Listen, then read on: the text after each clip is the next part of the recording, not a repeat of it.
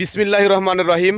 সম্মানিত ভিউয়ার্স, আসসালামু আলাইকুম। কাছে অথবা দূরে, দেশে অথবা প্রবাসে যে যেখান থেকে আমাদের ভিডিওর সাথে সংযুক্ত হয়েছেন, সবাইকে আন্তরিক অভিনন্দন জানিয়ে আজকের ভিডিও শুরু করছি।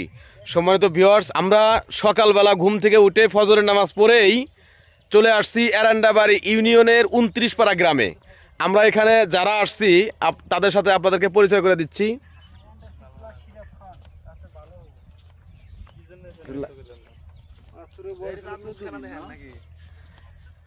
ইনি হচ্ছেন পল্লী প্রাণী পশু চিকিৎসক মাইদুল ইসলাম।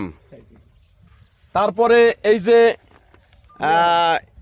এরান্ডাবাড়ি ইউনিয়নের সরকারি এআই টেকনিশিয়ান রুহুল আমিন। তারপরে এখানে আছে পল্লী প্রাণী চিকিৎসক মোহাম্মদ, আপনার নামটা বলেন। আবেদ। আবেদ। পল্লী প্রাণী চিকিৎসক আবেদ। তারপরে এখানে আছে শাহাদত। আর এপাশে আছে হলো,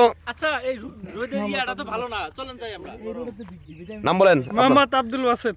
গ্রাম বলেন। গ্রাম সরহরিসেন্ডি, এনান্টাবাড়ি ফুলসিরি গ্রাম। আচ্ছা, তারপরে হলো আমি মোহাম্মদ আল আমিন মাসুদ, গ্রাম ঢাকা তিয়ারসার।